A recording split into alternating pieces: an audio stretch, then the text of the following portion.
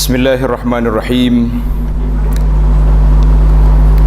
Alhamdulillahilladzi arsala rasulahu bil huda wa dinil haq liyuzhirahu 'ala ad-dini kullihi wa kafa billahi shahida. Asyhadu an la ilaha illallah wahdahu la syarika lah wa asyhadu anna sayyidana wa nabiyyana Muhammadan 'abduhu wa rasuluh. Allahumma salli wa sallim wa barik ala Muhammad wa ala alihi wa sahbihi wa man sar ala nahjihi wa ihtada bihadihi wa istanna bisunnati ila yaumiddin, amma ba'd. Yang dihormati al-fadhil Tuan Imam pengacara majlis, yang dimuliakan pengurusi, imam-imam, ahli yang terkuasa masjid, muslimin dan muslimat, para jemaah sekalian, Assalamualaikum warahmatullahi wabarakatuh. Alhamdulillah, kita bersyukur kepada Allah Azza wa Jalla kerana pada hari ini 12 hari bulan September, yang saya namakan hari ini dalam sejarah. Agak-agaknya sejarah apa hari ini? Kita tanya ahli masjid, hari ini dalam sejarah apa? 12 September. Apa yang ada sejarah pada hari ini? Tanda tuan-tuan. Kada nak jawab? Tulis 12 September 622 adalah merupakan hari Nabi kita sallallahu alaihi wasallam keluar dari rumah dia menuju ke Gua Thawr dan seterusnya ke Al-Madinah Al-Munawwarah.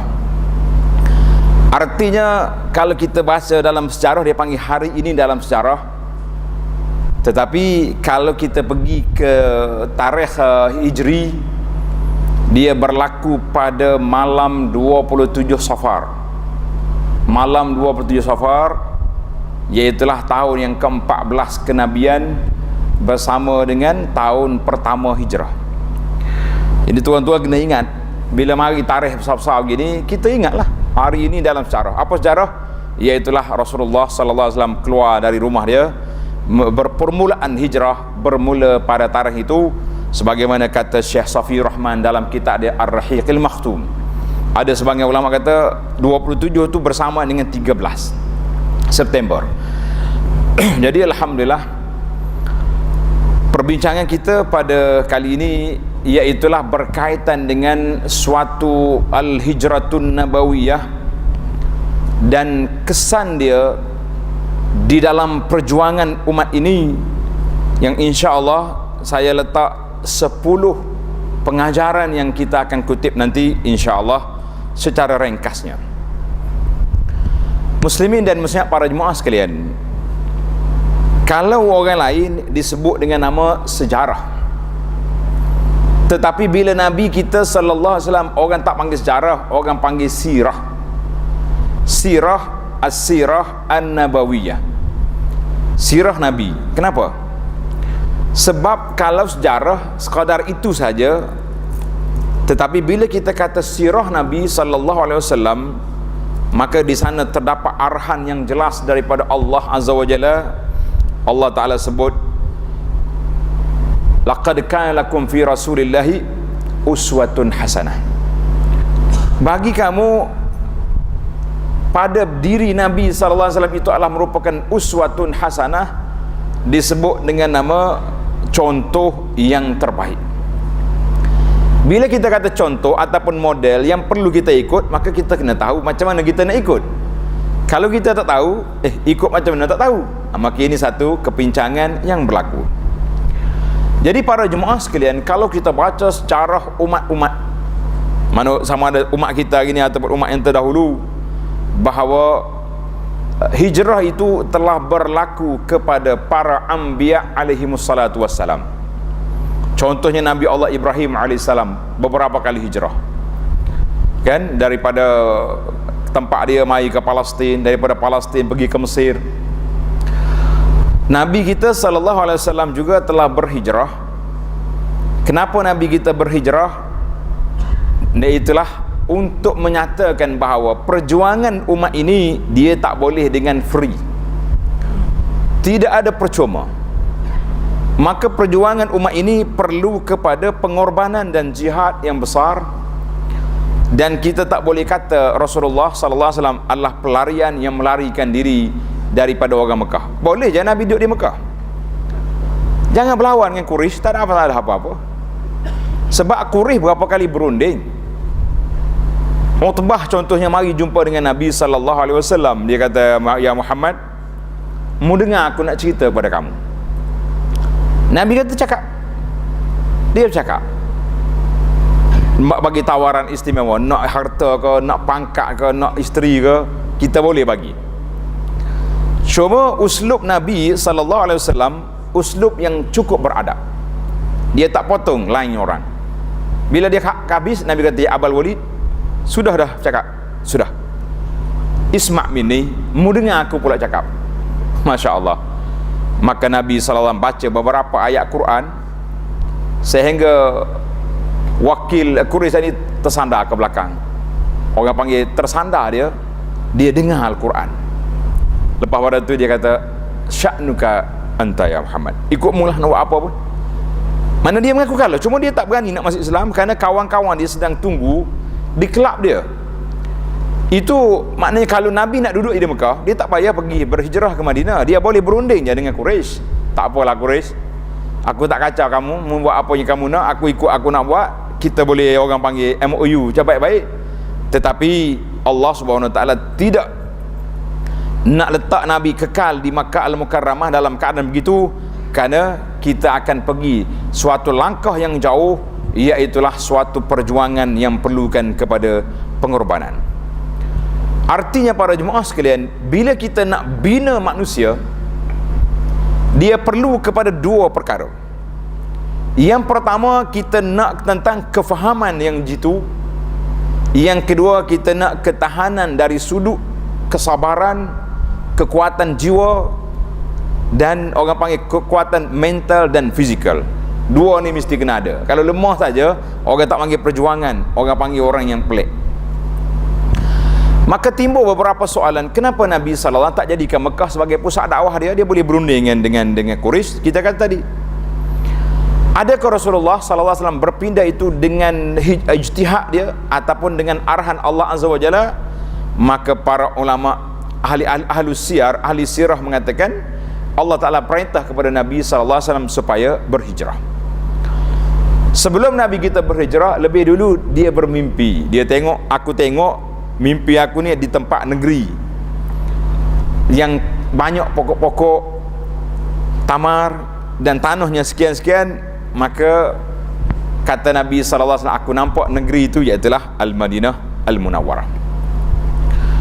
Muslimin dan muslimat para jemaah sekalian, kita pergi beberapa kronologi al-ahdas ataupun peristiwa.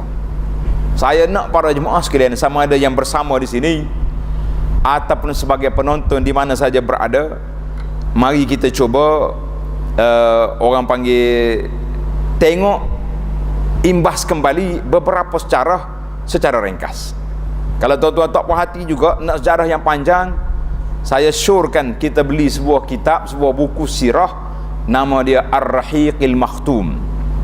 Beli, ada terjemahan bahasa Malaysia 2-3 versi, terjemahan bahasa Indonesia banyak lagi. Yang penting tuan-tuan boleh baca. Kalau tak faham bahasa Arab, bahasa Inggeris pun ada. Saya dipahamkan, boleh katakan seluruh bahasa dunia ni ada terjemahan Ar-Rahiqil Makhtum. Yang pertama, kita ambil dari sudut sejarah, kemudian kita ambil dari sudut ibrah. Yang pertama, puak-puak Quraisy telah memulakan serangan kepada Nabi sallallahu alaihi wasallam dengan berbagai-bagai cara.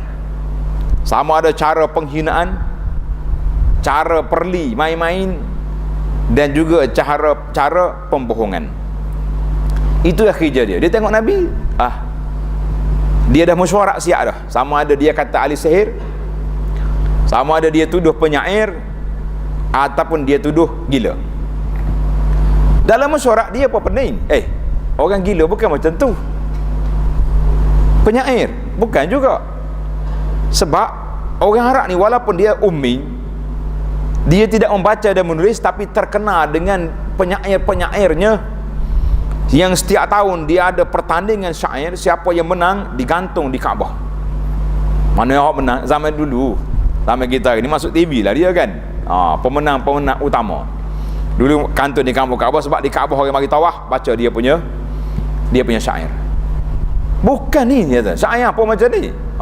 Akhir sekali keputusan muktamad, dia kata Muhammad ni sahir, sebab dia telah memisahkan di antara keluarga, memecah belahkan masyarakat. Maka kerja ni dia panggil kerja penyair, kerja ahli sihir yang buat kerja tak baik macam ni.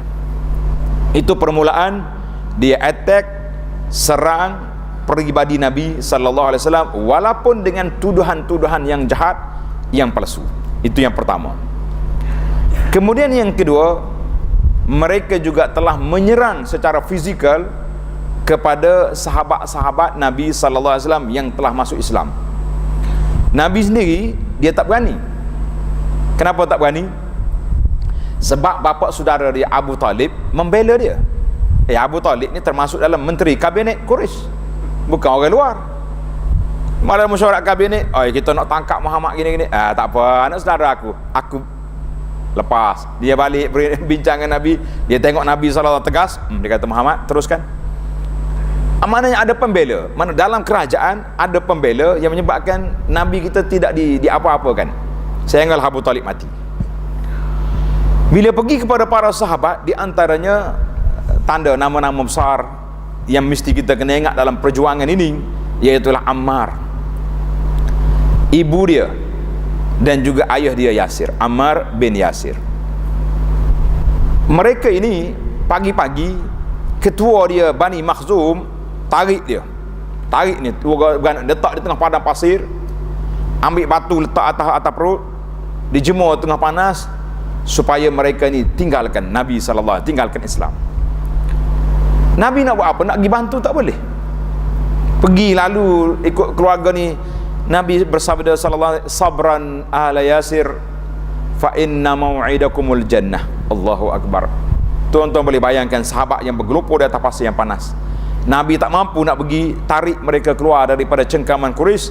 Nabi hanya boleh mampu motivasi, sabran ala Yasir fa inna mau'idakumul jannah, janji kita di syurga nanti. Mati sekarang ni, mati syurga. Allahu akbar. Tapi Ammar tak mati kan, panjang umur dia sehingga dia dibunuh oleh puak-puak Khawarij di zaman Sayyidina Ali bin Abi Talib. Nabi kata, waiha Ammar taqtuluhul fi'atul baghiyah. Itu mukjizat Nabi. Seorang lagi, Bilal bin Rabah radhiyallahu anhu, hamba kepada Umayyah bin Khalaf. Ini kepala besar Quraisy. Dia duduk keluar, tarik Bilal ni, letak di tengah padang, tengah panah, jemur, sehingga Bilal meninggalkan Islam dan murtad daripada Nabi sallallahu alaihi wasallam.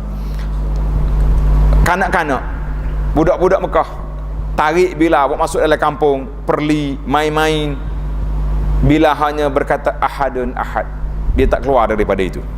Jangan pula buat zikir ahadun ahad. Tak, dia kata ahad maknanya tetap dengan pendirian dia, Allah yang esa, bukan berhala yang kamu bawa itu yang benar. Contoh yang lain, Khabbab ibnul Arat, maula li ummi Anmar al-Khuzaiyah. Khabbab telah diseksa yang begitu dahsyat, dijemur di tengah panas. Maknanya cara sama ya, jemur tengah panas, letak batu atas perut, penghinaan yang cukup dahsyat. Sehinggalah satu hari Khabbab radhiyallahu anhu terlepas daripada Quraisy. Dia tengok Nabi duduk di tepi Kaabah. Nabi duduk tepi Kaabah, di bayang Kaabah. Dia pergi, ya Rasulullah, ala tad'ullaha lana.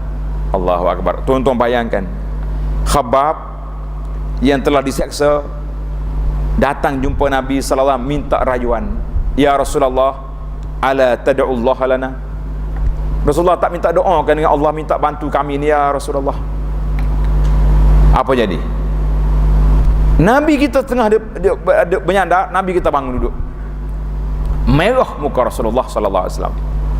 Dia kata, ya Khabbab, laqad kana man qablakum Hei Khabbab, orang-orang Islam dulu daripada kamu, mana umat terdahulu, mereka telah digergaji atas kepala, gergaji belah dua dengan kepala dia, mereka tidak meninggalkan pegangan agama. Nabi bersumpah, wallahi la yutimmanna Allah hazal amr, ya Khabbab, demi Allah, Allah akan sempurnakan perjalanan agama kita ini sehingga oleh orang boleh berjalan daripada Sa'na ke Hadramaut tidak takut kepada Allah. Walakinnakum qaumun tasta'jilun, kamu ni gopo, sabar sekejap. Mana Nabi kita sallallahu di saat sahabat-sahabat ni ditekan, Nabi kita beri peluang supaya sahabat sabar. Kita pergi kepada peristiwa yang ketiga, orang-orang yang tak tahan duduk di Mekah, iaitulah pada bulan Rajab tahun yang kelima daripada kenabian Nabi sallallahu alaihi wasallam. Maka Nabi minta para sahabat supaya berhijrah ke Al-Habasyah, Ethiopia. Nabi kata, lau kharajtum ila ardil Habasyah fa inna fiha malikan la yuzlam indahu ahad. Bolehkah tidak kamu yang tak tahan duduk di Mekah ni, kita pergi berhijrah ke Habasyah, kerana di sana terdapat seorang raja yang tidak dizalimi seseorang pun di sisi dia. Siapa dia nama raja? Najasyi. Nama dia Ashumah. Najasyi itu gelaran Malik Habasyah. Sahabat pergi, Masya Allah, tabarakallah, pergi.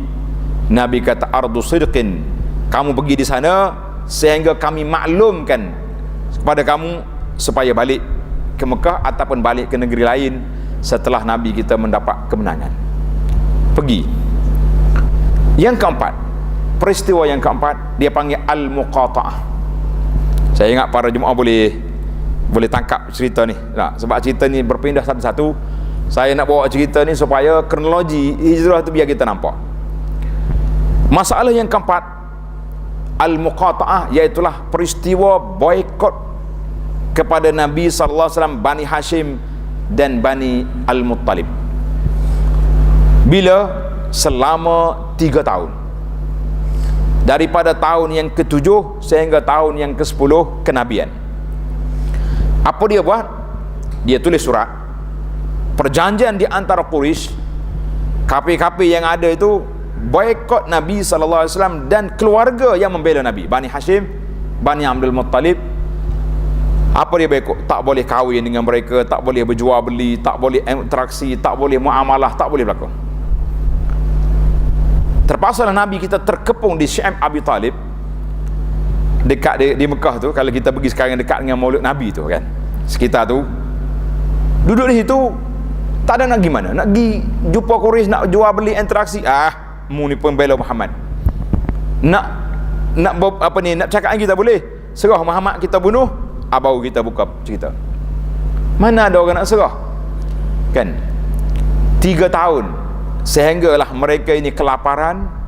Malam-malam duk dengar kanak-kanak menangis kerana terlalu lapar, tidak ada makanan.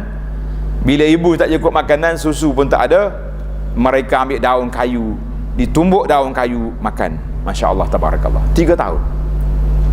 Sehinggalah Allah Ta'ala beri wahyu kepada Nabi SAW bahawa tulisan yang mereka tulis, dia tulis surat perjanjian jahat ni, dia panggil As-Sahifatul Zalimah.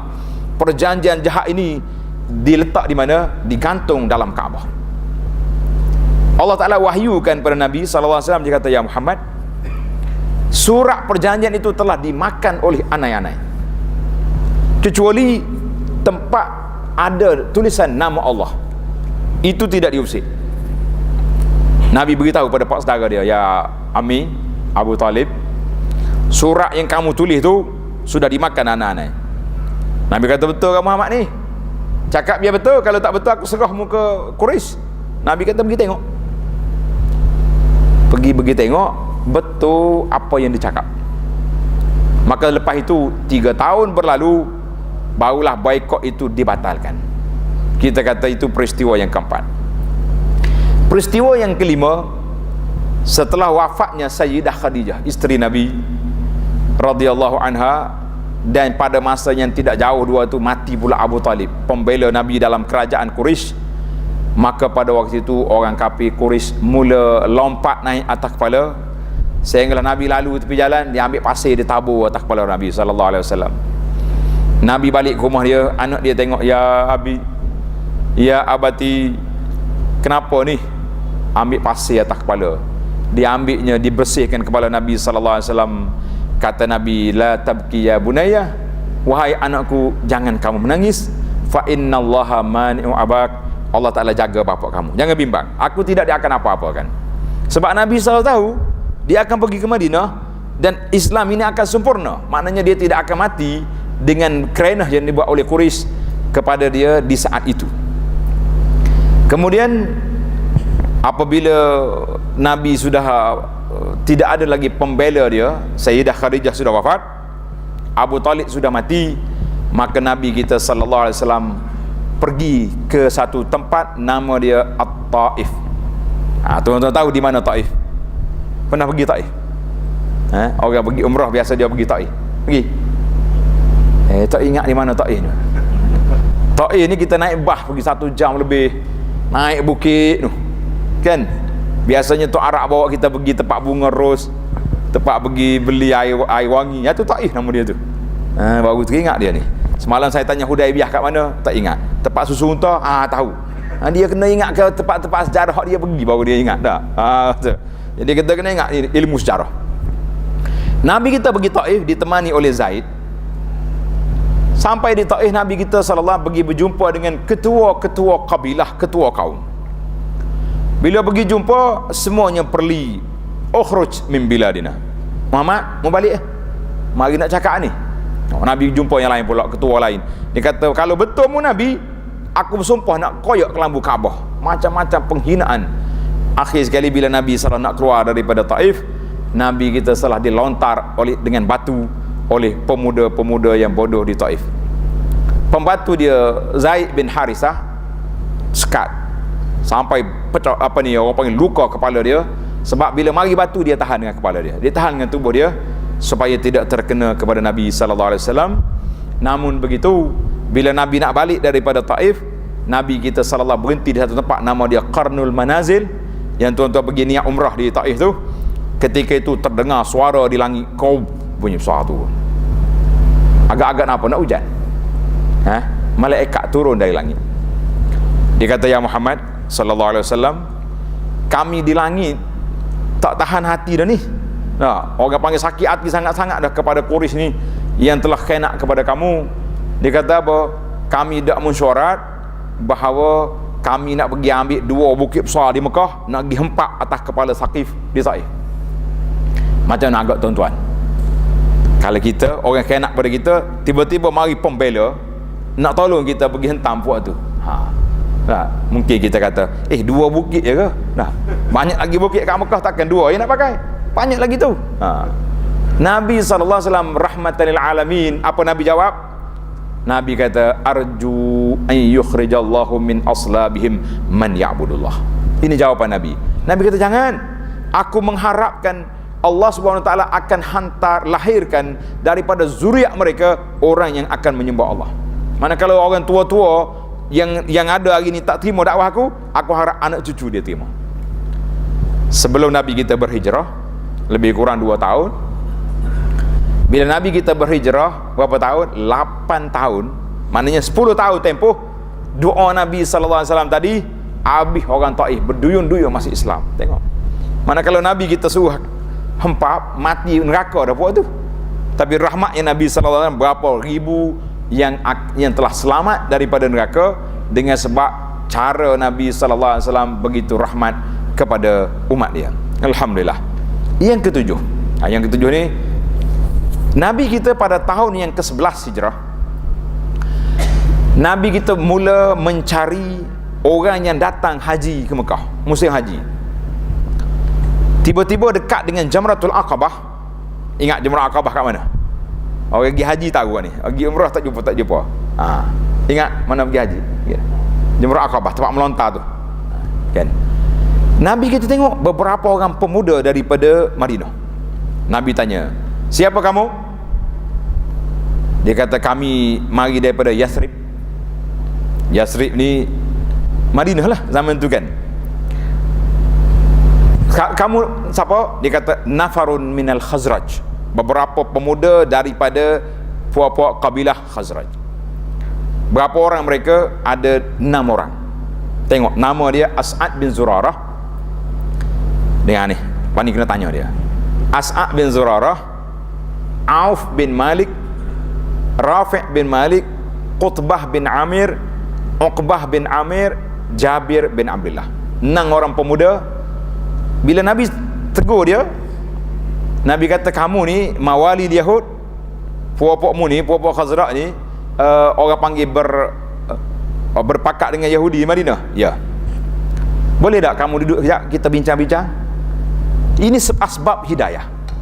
Kata mereka, boleh duduk. Maka Nabi SAW ajar kepada mereka tentang, cerita kepada mereka tentang Islam. Bila dengar, pemuda-pemuda ni kata, kita kan selalu dengar pendeta Yahudi cerita kepada kita, Nabi akhir zaman akan lahir, sifat dia macam ni, inilah orangnya. Sudah, mari kita beriman dengan dia cepat, jangan sampai Aus dapat dulu. Biasa bila berlaku dua kabilah yang bertembung, masing-masing nak mencari tempat. Dia kata, mari kita ambil dulu sebelum Aus datang. Dia kata ke Nabi SAW, mudah-mudahan Allah Ta'ala kumpul kami ini berperang sudah beratus tahun, 100 tahun lebih, mudah-mudahan dengan kedatangan kamu ke tempat kami dapat menyatukan umat. Tahun berapa tu? 11 balik. Pada musim haji tahun yang ke-12 hijrah, 12 kenabian, belum hijrah lagi ni. Kalau saya sebut hijrah tu salah. Datang pula 12 orang daripada Madinah mari mengerjakan haji. 5 orang daripada yang pemuda tadi, 6, 5 datang, sambung tambah seorang lagi, tambah lagi 7 orang yang lain, jadi 12, 5 campur 7 kan 12. Salah seorang daripadanya nama dia Ubadah ibn Samit. Maka terjadilah perjanjian Aqabah yang pertama. Perjanjian Aqabah yang pertama, Nabi kita buat perjanjian bahawa mereka mesti ikat setia dengan Nabi, tidak melakukan syirik, tidak mencuri, tidak berzina, tidak bunuh anak, tidak melakukan tuduhan-tuduhan yang jahat, dan tidak melakukan perbuatan yang mungkar.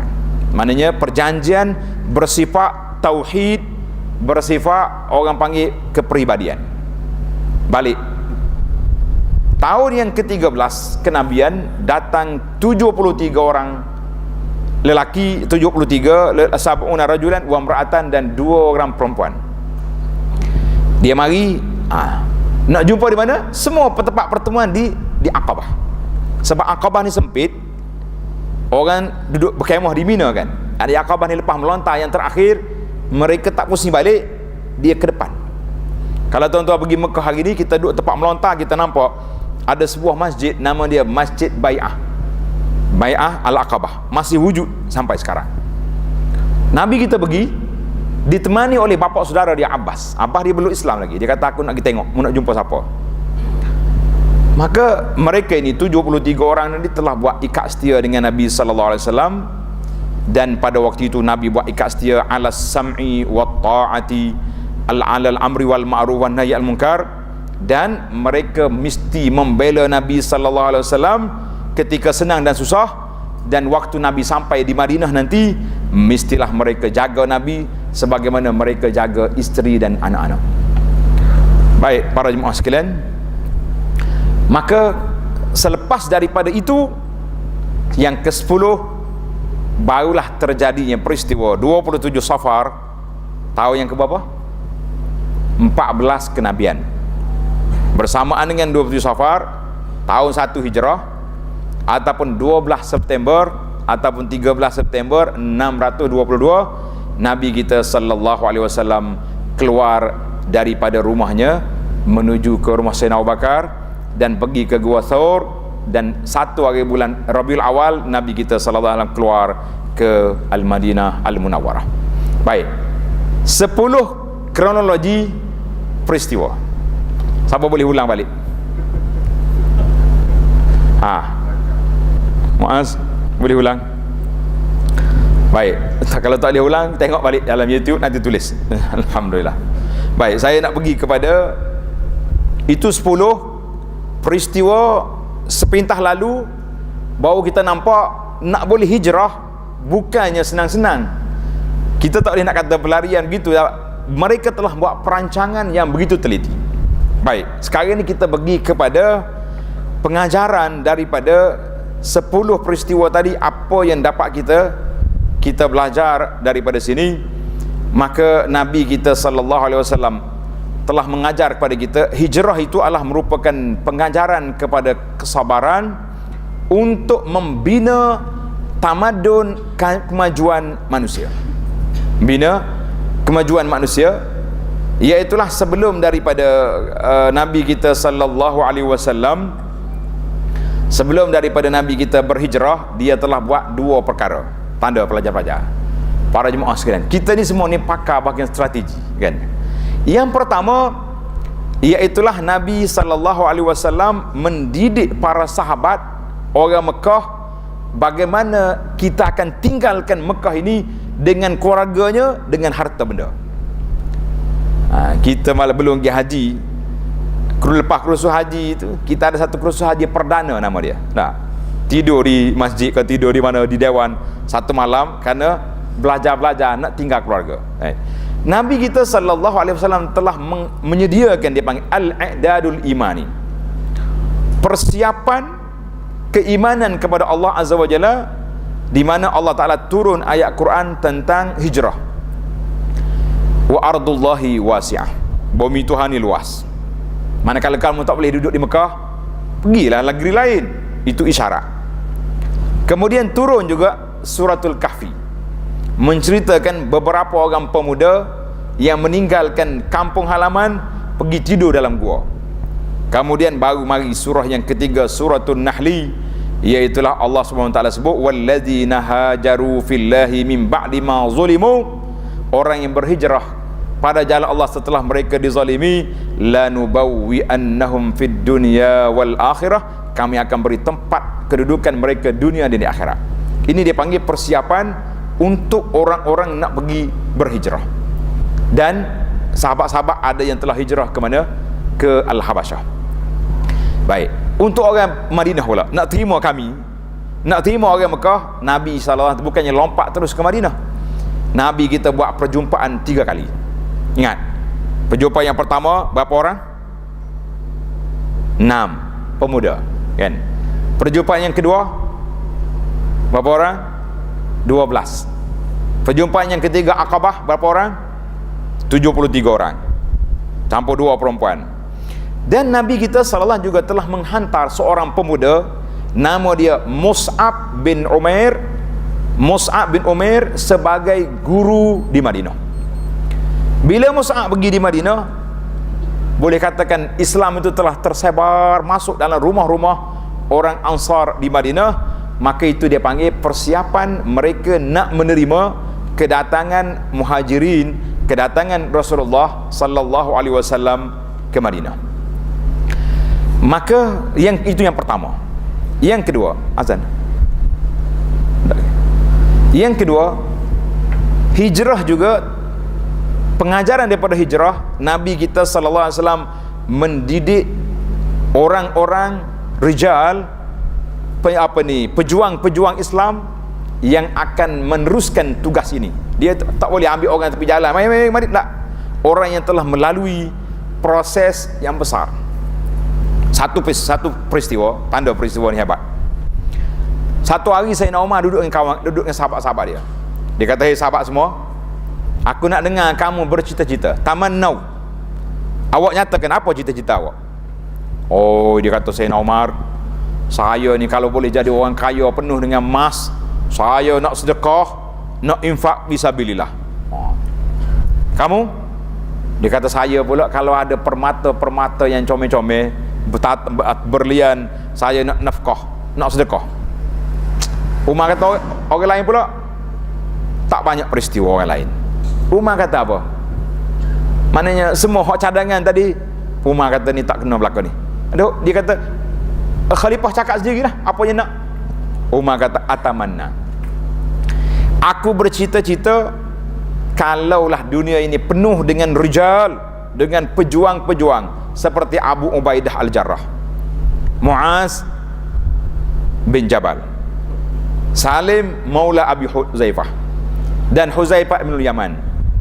Kalau ada orang macam ni, insya-Allah kita akan boleh ubah dunia ini dengan begitu cepat. Jadi alhamdulillah, maka Nabi sallallahu alaihi wasallam menyediakan tenaga-tenaga kerja, pendakwah-pendakwah sehinggalah selesai daripada ini. Baru Nabi kita sallallahu alaihi wasallam mula nak berhijrah ke Al-Madinah Al-Mudawwarah. Baik. Persiapan hijrah juga Nabi sallallahu alaihi wasallam telah mengambil sebab. Ini kita kena belajar. Dalam hidup kita ni tak boleh kita semata-mata tawakal tanpa mengambil sebab. Saya betul-betul serah ke Allah Taala, dan kita serah ke Tuhan, tapi kita mesti berusaha. Maka Nabi sallallahu alaihi wasallam telah membuat persiapan, iaitu bertemu dengan Sayyidina Abu Bakar pada waktu tengah hari yang tidak ada orang, menyediakan kenderaan untuk berhijrah, kemudian naik masuk dalam gua. Anak Sayyidina Abu Bakar mari sapu bekas tapak kaki, maknanya persiapan itu cukup. Dan anak dia juga telah Asma menyediakan bekalan untuk berhijrah, menyewa Abdullah bin Uraiqid Al-Laythi sebagai guide yang nak bawa Nabi melalui jalan yang berbeza. Kita kata itu semua persiapan. Maknanya kita belajar dalam persiapan yang begitu rapi Nabi kita buat, iaitu tak boleh semata-mata kita bertawakal tanpa usaha. Yang keempat, iaitulah Nabi kita sallallahu alaihi wasallam juga ada mukjizat. Tuan-tuan kena ingat, waktu Nabi berada dalam gua, kan, gua ni sempit je. Sayyidina Abu Bakar duduk dalam gua, dia nampak kaki Quraisy duduk lalu ke tepi. Dia kata, Rasulullah, kalau Quraisy jenguk bawah, nampak kita. Tapi Allah SWT tak beri, tak buka hati dia nak menjenguk, menyebabkan dia tak nampak. Itulah saya kata, kita ni banyak yang kita selamat hari ni hidup dengan sebab pertolongan Allah Azza wa Jalla. Jangan kata sebab, terlalu bergantung dengan usaha. Usaha kena buat.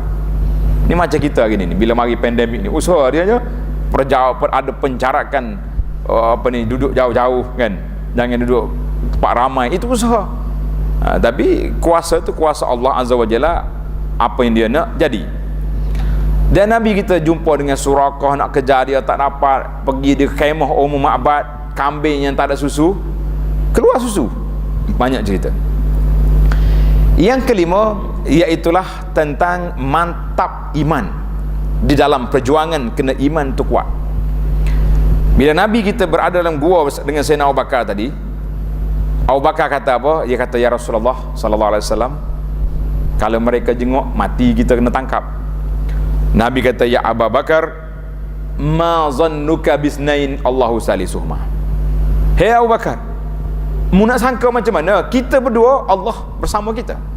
Ini dia panggil, kalau kita rasa lemah letih, kita kena ingat kita ada Allah yang akan membela, yang akan memberi pertolongan kepada kita. Baik, para jemaah sekalian, yang keenam, para pendakwah diajar supaya tidak tamak. Ini penting ni sekali. Bila nak hijrah, Sayyidina Abu Bakar sediakan 2 ekor unta. Seekor untuk dia, seekor lagi untuk Nabi sallallahu alaihi wasallam. Dia kata, Rasulullah, ni untuk Rasulullah. Nabi kata, bisaman, aku nak bayar harga. Nak bayar harga. Dia kata tak payah bayar. Nabi kata, aku bayar. Maka di sini para pendakwah diajar supaya bersifat zuhud, jangan suka nak orang. Kita kena belajar. Dan waktu sampai Nabi sampai Madinah sallallahu alaihi wasallam, sampai Madinah nanti, waktu nak bina masjid Madinah, tanah tapak masjid itu kepunyaan 2 anak yatim, Sahal dengan Suhail. Dia nak wakaf. Nabi kata, aku nak bayar. Ini menunjukkan kepada kita ni jangan banyak bergantung dengan orang sangat. Nanti kalau tuan dia tarik balik tanah, nak gimana kita? Itu yang ke-6. Yang ke-7, peranan muslimah. Dengan muslimah kita ni di dalam dakwah ini besar. Asma telah menyediakan bekalan untuk ayah dia dengan Nabi sallallahu alaihi wasallam. Asma ni anak Sayyidina Abu Bakar. Kemudian Bila Nabi keluar, mari puak-puak kafir mari rumah Abu Bakar. Dia kata, mana ayahmu? Asma kata, tak tahu mana ayah aku pergi. Katanya Abu Jahal penampar Asma sampai tercabut dia punya subang telinga. Tapi mereka tak mengaku. Ini panggil peran wanita. Jangan duk kata muslimat lil mu'la. Dalam perjuangan kita kena ada muslimat kita yang gagah perkasa, yang kuat untuk membela Islam. Ini peranan yang besar. Yang ke-8, masalah al-wala wal bara. Masalah iaitulah kepatuhan dan kesetiaan di dalam perjuangan kita ini, iaitulah hanya kepada Allah Azza wa Jalla dan juga kepada Rasul sallallahu alaihi wasallam. Jangan kita berjuang kerana tu, kerana ni. Kalau tidak, kita akan jadi manusia yang kecewa. Bila harta dunia yang pangkat yang kita nak tak dapat, kita akan lari. Itu cerita lompat sana lompat sini tu, pasal tak dapat ini lompat sana kan. Akhir sekali maka kita tak ada perjuangan. Orang berjuang mesti ada prinsip, mesti ada asas perjuangan. Yang ke-9, kita tengok bagaimana Nabi kita sallallahu alaihi wasallam telah diterima oleh masyarakat di Madinah. Apabila Nabi kita sampai, yang pertama sekali dia telah disambut oleh anak-anak orang-orang Ansar di Madinah. Mereka telah orang panggil ada kompang. Dia sambut, dia kata, nahnu jawarin min madin najjar ya habbaza Muhammadun min jar. Boleh ingat? Kena ingat. Nahnu jawarin min bani najjar ya habbaza Muhammadun min jar. Kalau tengok dalam syair banyak dalam YouTube, anak-anak Arab duduk nasyid lagu ni. Dia kata, kami ni anak-anak perempuan daripada Bani Najjar. Bani Najjar ni keluarga Nabi juga, di sebelah sebelah mak dia. Ya habbaza Muhammadun min jar. Kalaulah Muhammad ni sudilah nak duduk jadi jiran kami, mana nak ajak duduk di kampung dia. Nabi tengok kanak-kanak ni duduk bernasyid, Nabi berpaling. Dia kata, wallahi Allahu ya'lamu anna qalbi yuhibbukunna. Anak-anak, Allah Ta'ala tahu aku ni sangat menyayangi kamu. Masya Allah tabarakallah. Nabi kita respon kepada anak-anak. Itu dipanggil bagaimana penerimaan orang-orang Madinah. Dan Nabi kita telah disambut yang begitu besar. Panjanglah di antara ajaran-ajaran Nabi. Yang pertama, Nabi kita bina masjid. Kemudian Nabi kita mempersaudarakan di antara muhajirin dan ansar. Mempersaudarakan. Baik, para jemaah sekalian, kalau saya nak cerita saudara ni panjang pula. Kemudian yang ketiga, Nabi kita tulis surat perjanjian damai di antara penduduk Madinah yang pelbagai agama. Ada Aus, ada Khazraj, dan mereka ni telah masuk Islam. Ada satu sekumpulan nama dia Yahudi. Yahudi ada 3 bani di Madinah, Bani Qainuqa, Bani An-Nadir dan Bani Quraizah. Baiklah para jemaah sekalian, ada satu lagi bani yang baru muncul, nama dia Bani Munafik. Ini bahaya sekali. Masa di Mekah, munafik tak ada. Tapi bila sampai di Madinah, muncul munafik. Sebab apa? Munafik ni akan timbul apabila kita Islam mempunyai kekuatan. Kalau Mekah, buat apa nak mengaku jadi Islam? Kena tapar dia Abu Jahal, buat letih. Tak. Di Madinah ni kalau tak mengaku Islam, macam mana dia nak dekat dengan Nabi? Bagaimana dia nak ambil harta ghanimah? Macam mana nak dapat projek-projek yang dibagi oleh kerajaan? Maka dia jadi munafik. Lepas duduk dengan Nabi, duduk dengan Yahudi pula. Maka timbul 3 kumpulan. Kemudian para jemaah sekalian, yang terakhir sekali, bahawa hijrah Nabi sallallahu alaihi wasallam adalah merupakan suatu hijrah yang besar, suatu perjuangan yang mesti kita kena belajar. Muslimin dan muslimat para jemaah sekalian, itu dipanggil tilka asyaratun kamilah, 10 perkara yang boleh kita belajar daripada 10 kronologi peristiwa hijrah yang berlaku kepada Nabi sallallahu alaihi wasallam, yang saya boleh simpulkan bahawa hijrah itu satu perjuangan, bukan satu pelarian. Terima kasih kepada pihak Masjid Ar-Rahman yang telah memberi ruang kepada saya untuk bersama dengan para jemaah di sini. Subhanakallahumma wa bihamdika asyhadu an la ilaha illa anta astaghfiruka wa atubu ilaik. Wa sallallahu ala nabiyyina Muhammadin wa ala alihi wa sahbihi ajma'in. Walhamdulillahi rabbil alamin. Wassalamualaikum warahmatullahi wabarakatuh.